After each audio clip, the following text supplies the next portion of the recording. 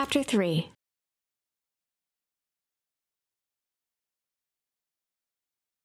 Finding a friend. The next morning, it was quieter than usual at the breakfast table. Only the sound of silverware and chewing interrupted the awkward silence.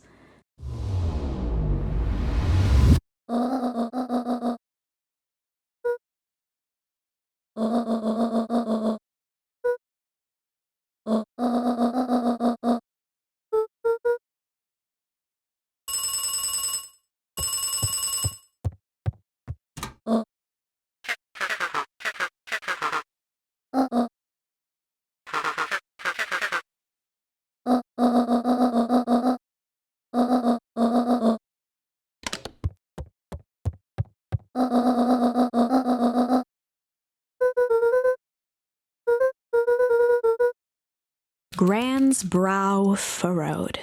She let out a long sigh. Her voice was quiet and even.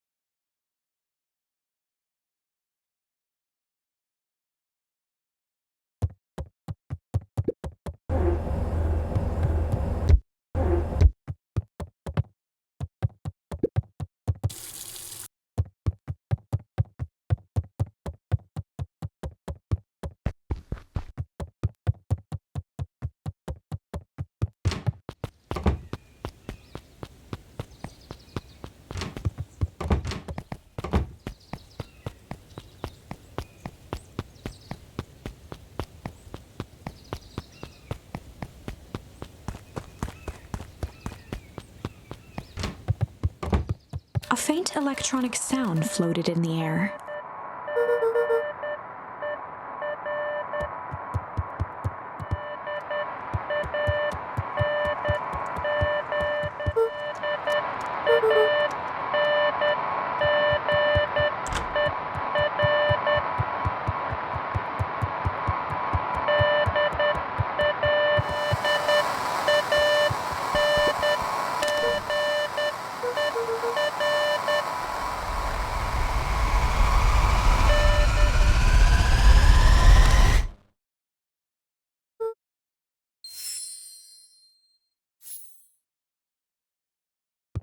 Luca glanced at the now silent walkie-talkie. He wasn't sure what to think.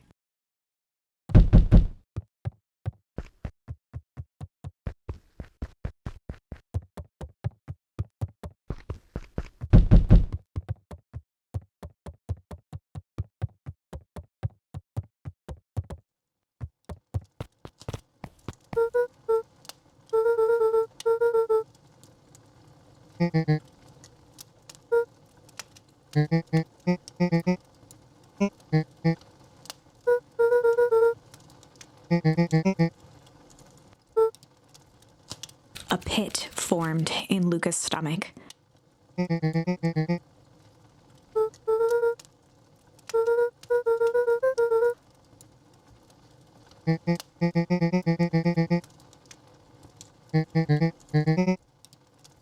Luca's mouth felt dry.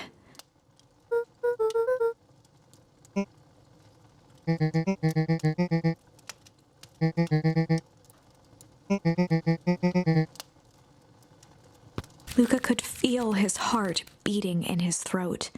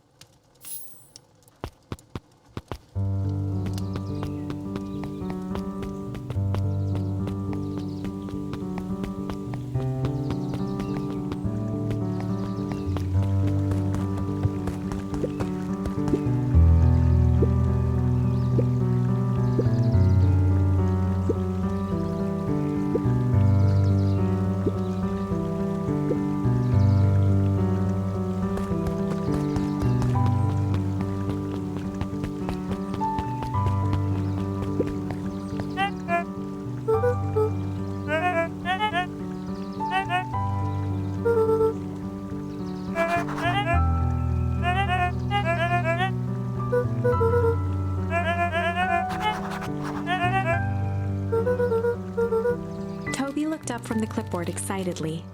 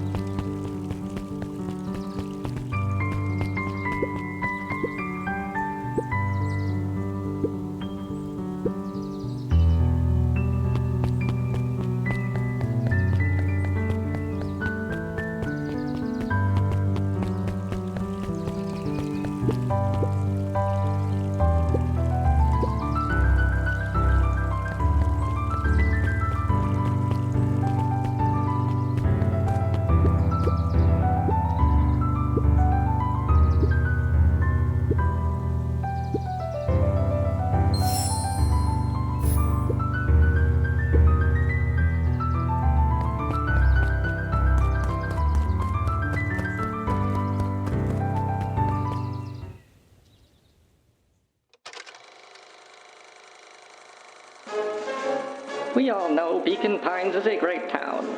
What you may not know is great towns grow from mighty roots.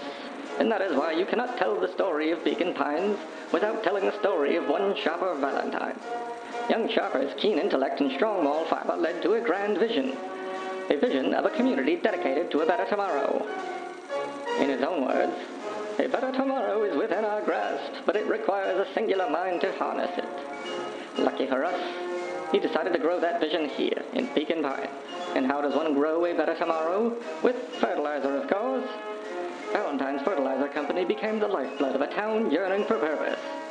But then tragedy struck, a scientific experiment gone wrong. An accident which took Shopper away from us far too soon.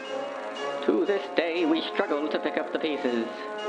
But one foul harvest isn't enough to stop the people of Beacon Pines. The spirit of Shopper Valentine lives on.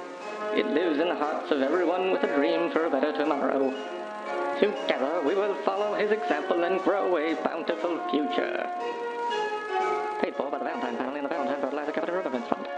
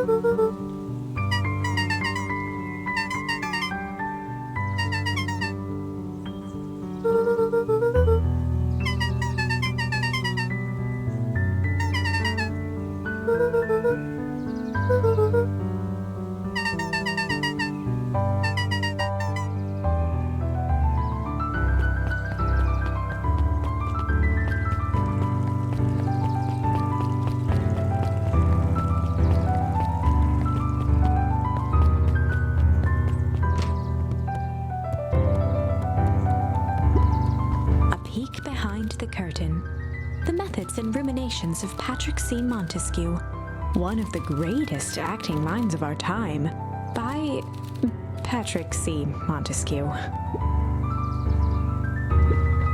Sally Seashore's Simple Succulent Sundries. Luca brushed off a smudge of dust. Or maybe it was flour. 30 recipes so easy you'll doubt it's even edible. Oh, the cobs I've eaten. A salad-centric travel guide for the mildly adventurous. There were rarely any actual new additions. Simply a variety of existing content rotated into the front display each week.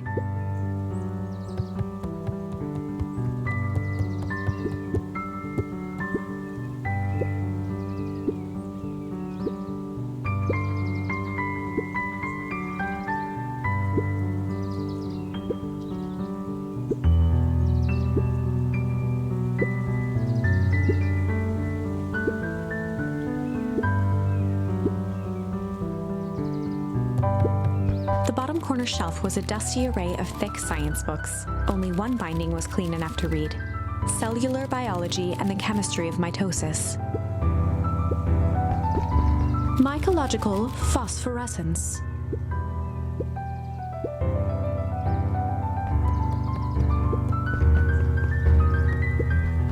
Kato volunteered at the library during the summers.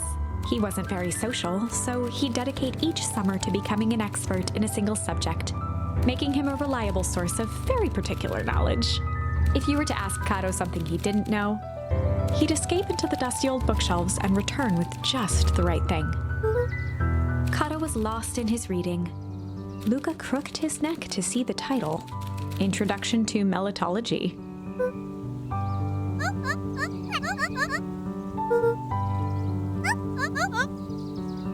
He gestured to the shelves.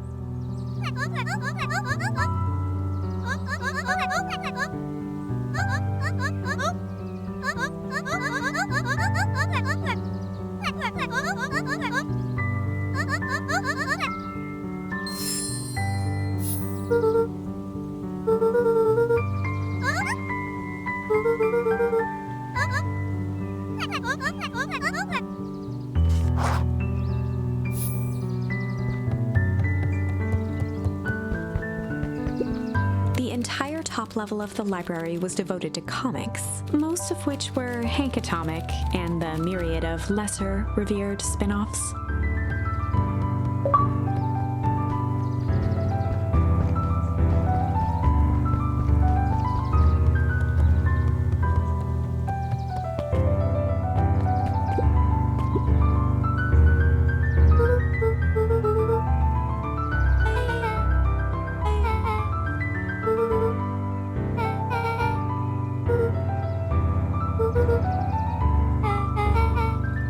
Beck's family moved often, giving her little time to establish any real connections. She would tell you she prefers it that way.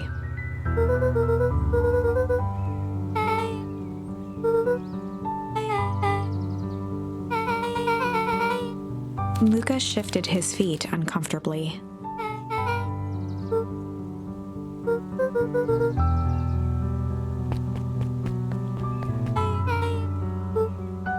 Beck pulled a coin from her pocket.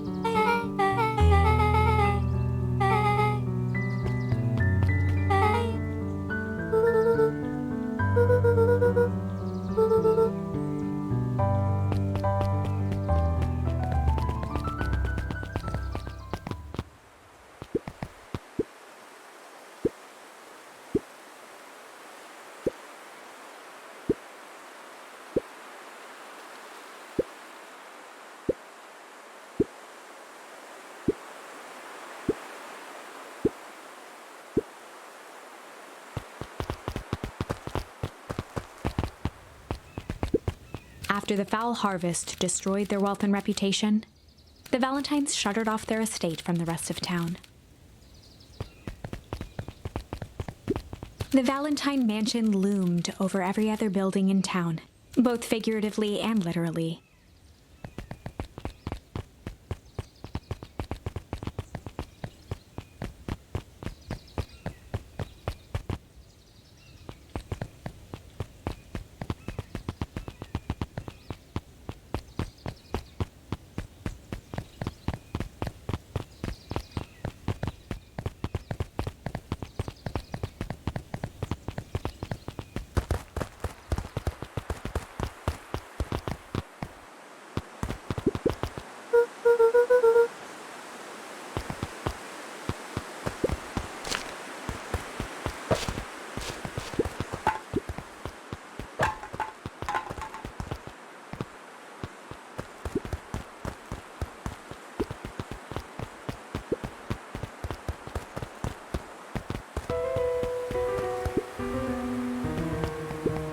Luca felt a chill as he approached Beck.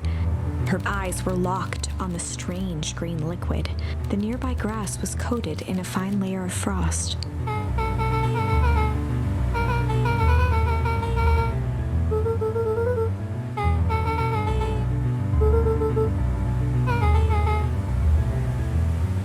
Luca watched as Beck dipped a broken tree branch into the goo.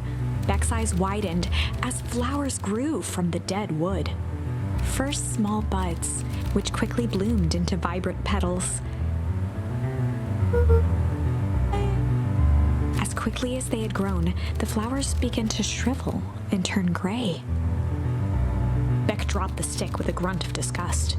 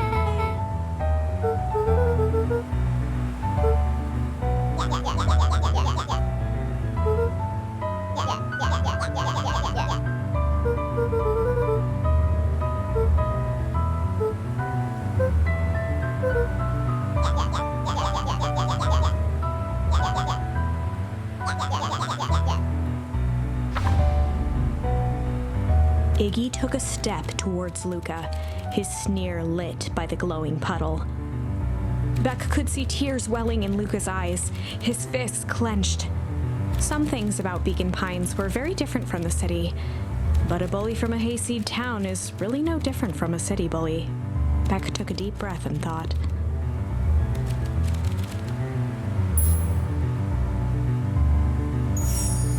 Well, time to bust out the tickles.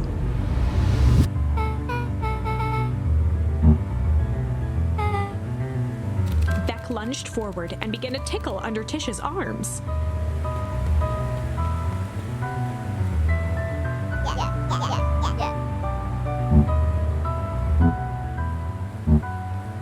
Tears began to form in Tish's eyes as she gasped for breath between gales of laughter.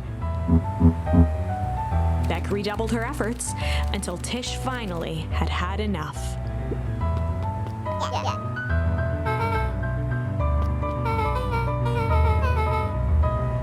Iggy's eyes darted around, a realization dawning on his face that he was now outnumbered.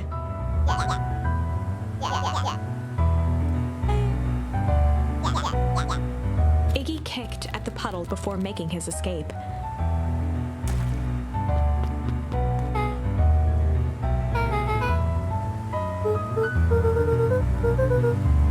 Beck shook the ooze out of her hair as best as she could.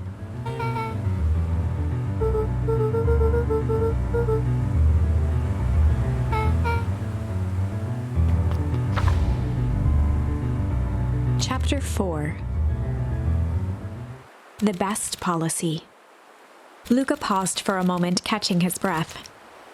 He'd only just met Beck, and somehow he already managed to drag her into this mess. Hopefully he could make it up to her, but finding Rollo was his primary concern.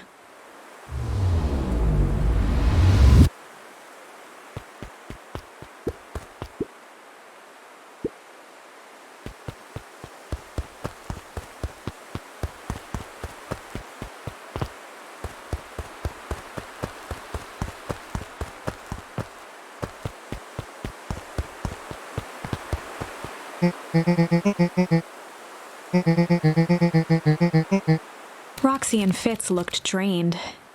It was clear they'd spent all day searching.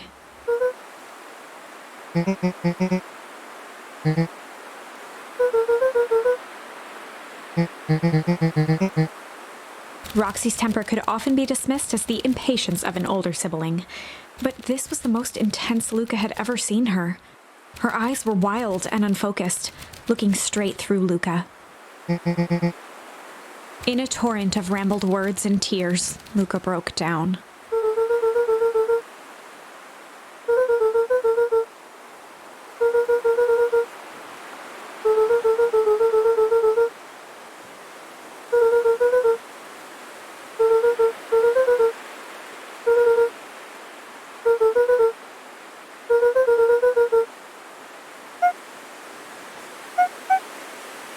Roxy, still exhausted and angry, softened briefly as her eyes hunted the ground in thought. With a determined sigh, she looked up at Luca. Roxy drew herself up.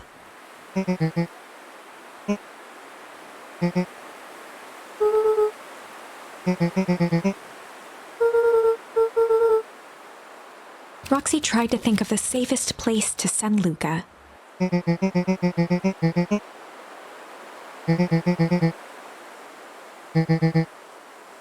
Luca wiped his cheeks and gave a quick nod.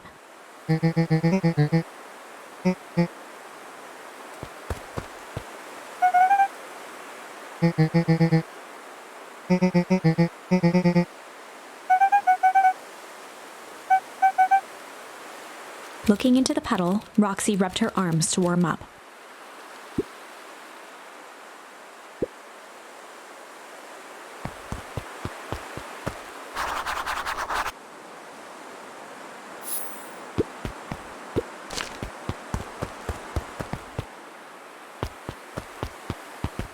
Mr. Nuncreed jumped with a start.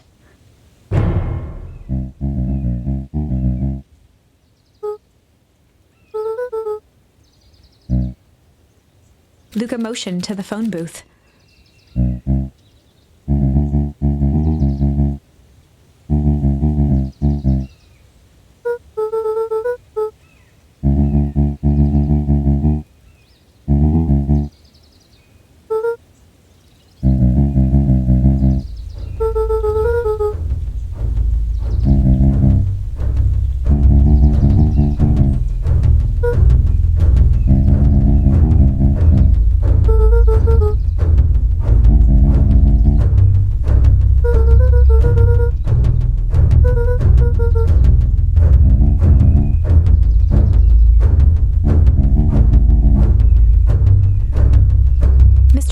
Gently placed one of his substantial hands on Luca's shoulder.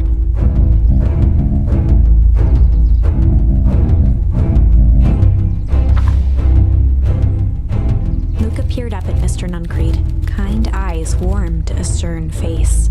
There was a deeper emotion hiding beneath it all. It was subtle, but Luca could sense something eating away at him.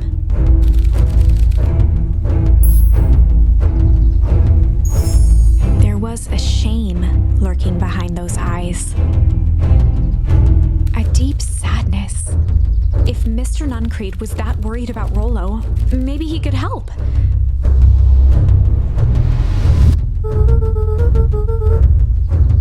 Mr. Nuncreed raised an eyebrow.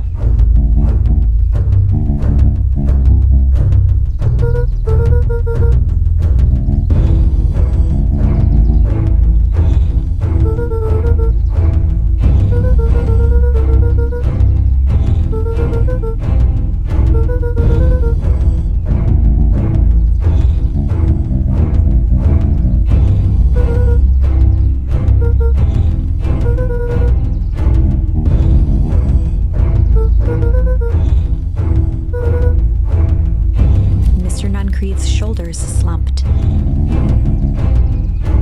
A deep sigh bellowed from his... Luca attempted to take a step back, but Nuncreed's hand clamped down on his shoulder.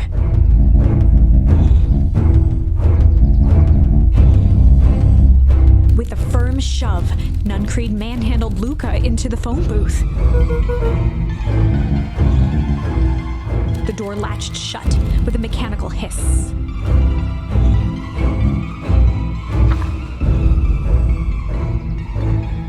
As Luca pounded the glass, the floor dropped from under his feet. The inside of the phone booth was now a loose capsule, plummeting at gravity's whim. Luca winced and pressed his hands to the walls. As he braced for impact, the capsule hurried to a surprisingly smooth stop. He felt a cold rush of air and opened his eyes with hesitance. Two large figures in hazmat suits occluded his view. Luca heard the deep, resigned voice of Mr. Nancreed over an intercom. He knows too much. The end. Wait. No. This isn't the end. I know there's still much more. Somehow this went wrong. Okay, let's try something else.